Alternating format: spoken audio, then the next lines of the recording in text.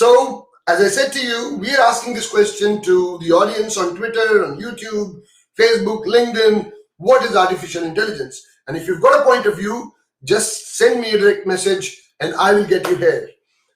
So, if you're watching this on Twitter, which you're likely on, then please press the follow button. If you're watching this on YouTube, which is my YouTube handle, Shailendra Kumar S, press the subscribe button and the bell icon. If you're watching this on LinkedIn, follow me. And if you're watching this on Facebook, then please like and share this particular episode with as many people as possible, possibly onto the groups which are artificial intelligence focused, so that more and more people can learn from our guests.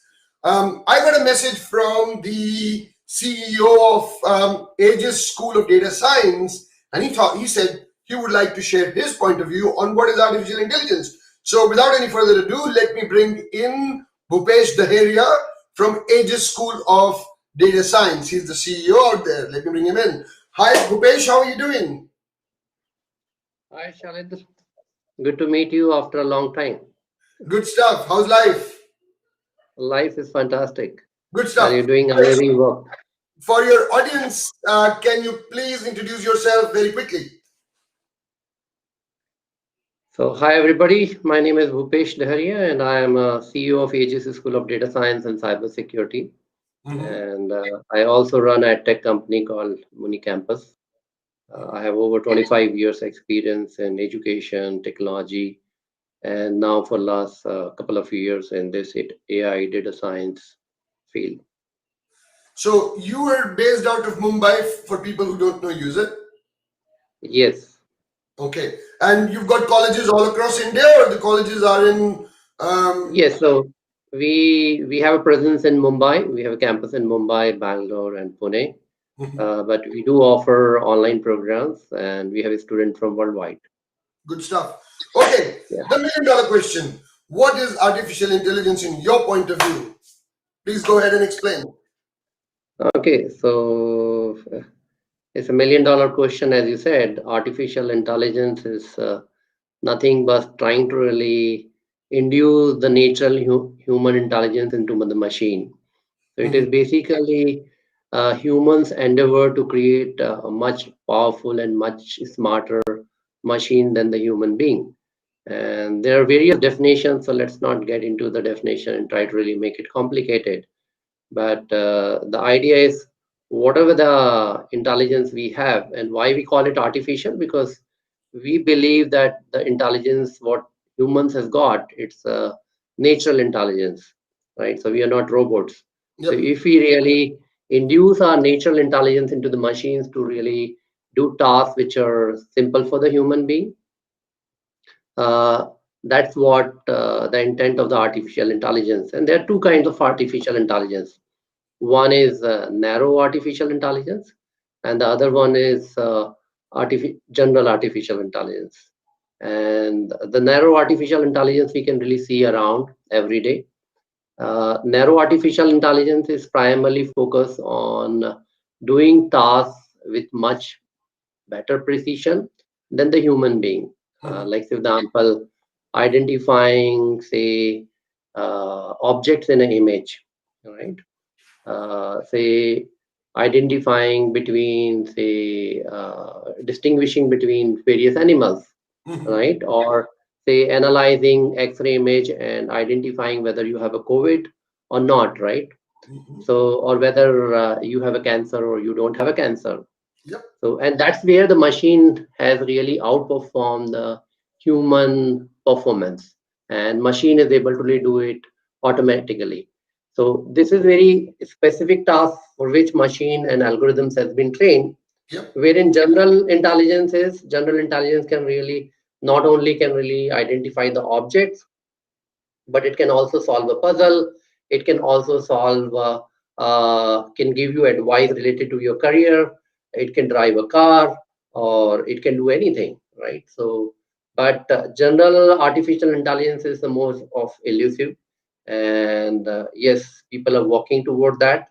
But I think in narrow artificial intelligence to perform very specific tasks, we have reached to a pretty good accuracy.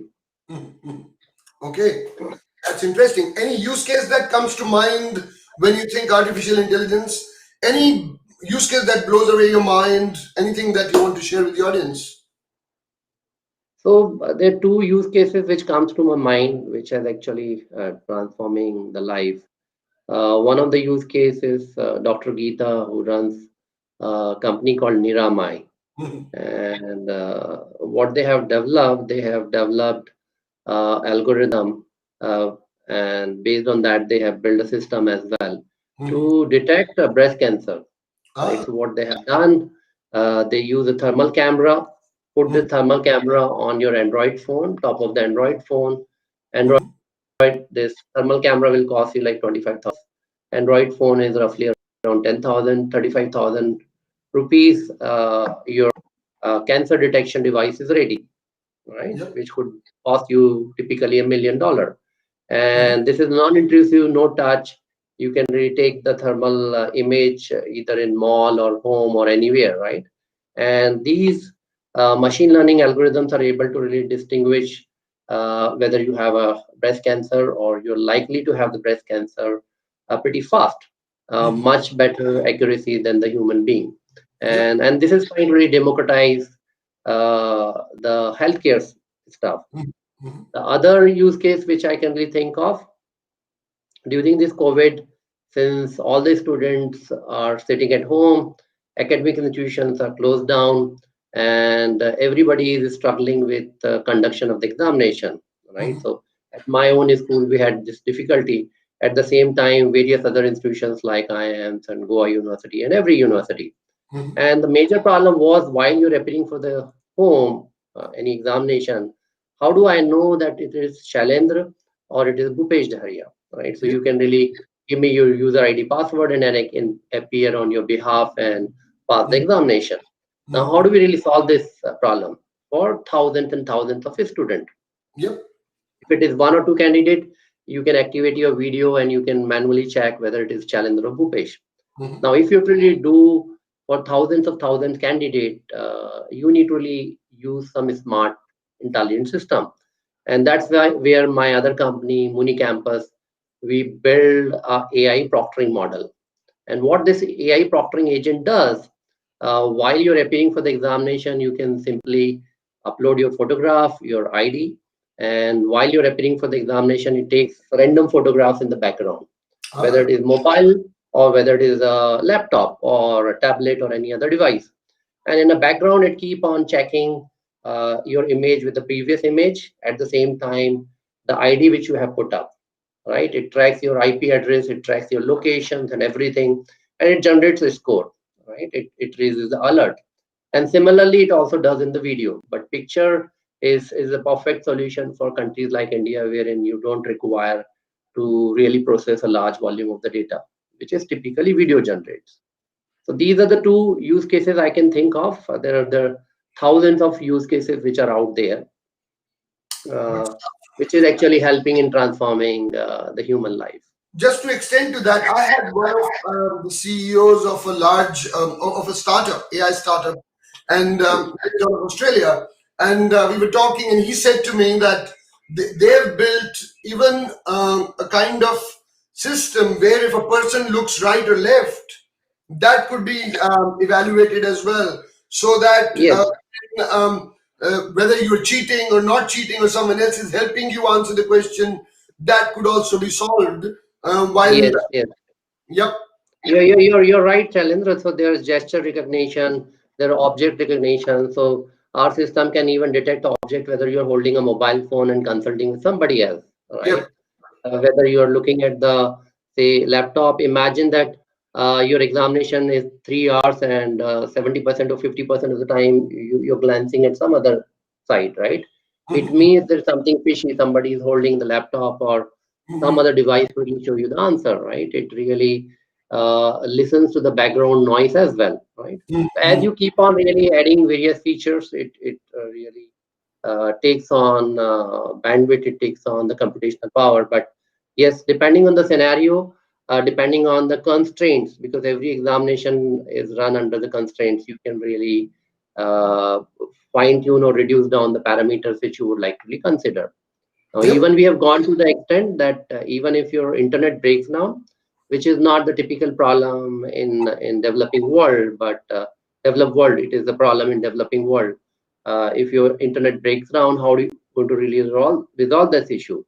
And our system actually takes care of that. So if your internet connection goes down, still you will be able to appear for the examination, and typically on mobile app. So there are thousands of applications, Good stuff. and now there is a common confusion among the audience. They think that artificial intelligence is just limited to perhaps Python or a machine learning. Mhm. Yes, most of the artificial intelligence applications which you typically see, they are basically combination of machine learning and some part of NLP. But artificial intelligence is not a say monolithic technology. It's a basically stack of technologies, Yep. and various technologies like say machine learning, deep learning helps you to really train machines how to really learn and respond like a human being, wherein natural language processing helps machine to really read and respond to the natural language the way human being does. And then the other technologies like text to speech and speech to text gives the machines to power to really speak like a human being, as both of us we are conversing, right? And that is powering say conversational AI. But still, we have not been reached to certain level wherein we can really induce the touch sense. Of course, there is scientists in Sweden. She has developed artificial skin, right, which can really give us in future the artificial touch sense, right? So maybe you will order a food and you will be able to really touch and sense the food, how the food is, right? Whether it is hot or whether it is cold. Even the today's AI system does not have a sense of say smell, right? In the future, those senses will be there. So this is just journey started, and more technologies will be added into this artificial intelligence technology stack, and we don't know where it is going. It is just that the journey is started. It's a Okay. very exciting journey. Good stuff. I usually say artificial intelligence is mimicking human intelligence, where Yes, machine learning is the brain and the data is the blood. yes. Um, and so, if you bring it in that fashion, this is how do you summarize it in a sentence or a paragraph? What is artificial intelligence, if you were to say that? So I would just borrow your own statement. It is basically trying to really mimic the human intelligence, not only intelligence, human behavior, Yep. right? And that's these are the two things which you really combine. You will really create the perfect artificial intelligent systems, right? Because human behavior has got a lot of components which still we are not able to really decode. Yep. Good stuff. Thank you very much, Bhupesh, and thank you for your time. It was a pleasure having you on the show. Thank you, Shalendra. Pleasure talking to you. Good stuff. Thank you so much. Thanks. So, guys, that was Bhupesh Daheria, who is the CEO of Aegis School of Data Science, and his point of view on what is artificial intelligence. I'm sure you too have a point of view. You too think in a different way what is artificial intelligence. And if you want to share that with the audience, then please send me a direct message and I will bring you here. Okay? And if you're watching this episode and you like what you're watching, then please follow me on Twitter, on YouTube. Please subscribe me there and press the bell icon. If you're watching this on LinkedIn, well, you know where to find me. Just follow me and you will get all the content that I create. And if you're watching this on Facebook, please like and share this with as many people as possible so people can learn from our guest, from Bhupesh, what he had to offer and what his idea of what is artificial intelligence. Now, if you've got a point of view, all you need to do is send me a direct message and I'll see you soon. Thank you for your time, guys. It was a pleasure. And hope you learned a few things from Bhupesh. See you later. Bye now.